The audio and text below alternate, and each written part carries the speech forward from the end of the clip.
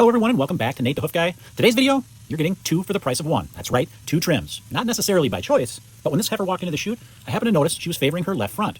But when I picked this right front up, well, pretty obvious what we've got here. We've got a problem here too, so let's get started on this right front, and then we'll move over and take a look at that left front.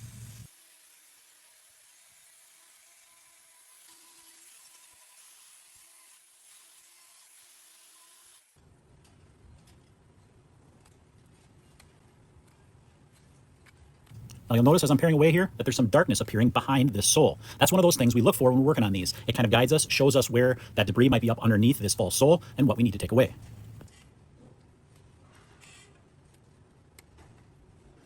Another thing to take note of here is that this problem is on the lateral claw on this front foot. That's not typical. Typically, you're going to find them on that medial claw, and that's due to the way that that foot strikes the ground when she takes a step. On the front feet, that medial claw is going to be the one that's going to take the majority of that ground strike force, and on the back feet, it's the opposite. It's actually the lateral claw that takes the majority of that ground strike force. That's why we tend to see those problems associated with those claws more.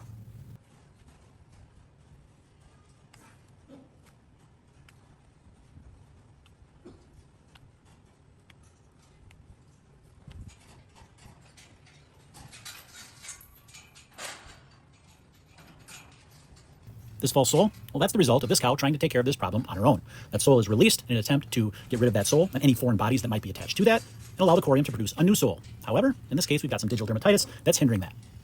So that's where I come in. I help remove that sole, and then I clean this area up really well and take care of that digital dermatitis.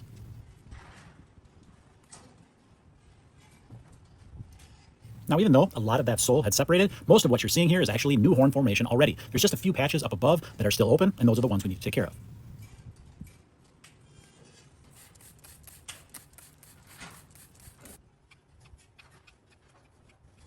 Likely by now, you all know what's coming next. We're going to use that abrasive disc to rough this claw so we can apply our block. That block's going to elevate that other claw off the ground, giving it some rest. Then we're going to clean it really well with our chlorhexidine, and then, yes, wrap it with our salicylic acid. Then we'll move on to foot number 2.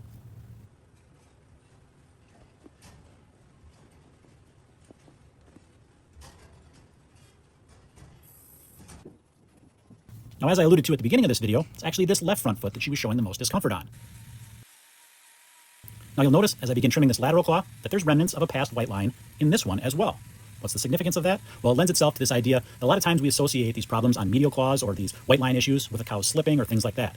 But I don't think that's necessarily always the case, and this illustrates that. Likely what I think happened here is we had a white line develop on that lateral claw, and in order for her to compensate, to deal with that, she changed the way she walked.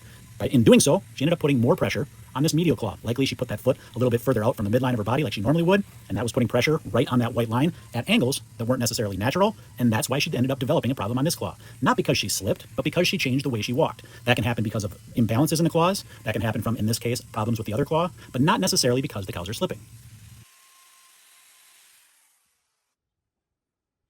Luckily, everything on this lateral claw has resolved itself, so we can go on treating this foot in the standard fashion. Now, what would have happened if we had problems on both these claws? Well, you can find the answer to that on my channel page, where I've got a video that covers exactly that. Now we're going to go about trimming this one just like we did that right front. And as we do so, you're going to notice a lot of similarities between these two claws.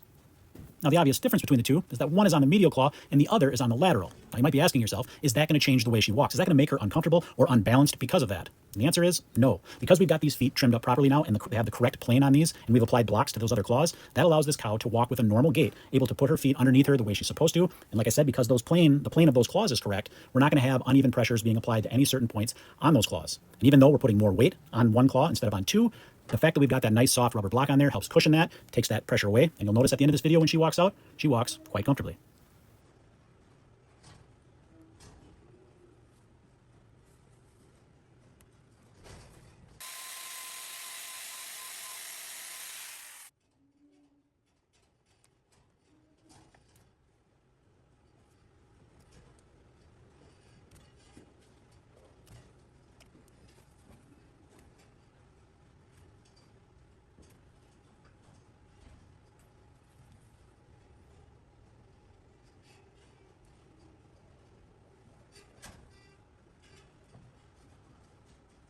All right, let's get this hoof wrapped up, and we'll see how she performs after coming in for her 2-tire pit stop. That was a NASCAR reference, but okay.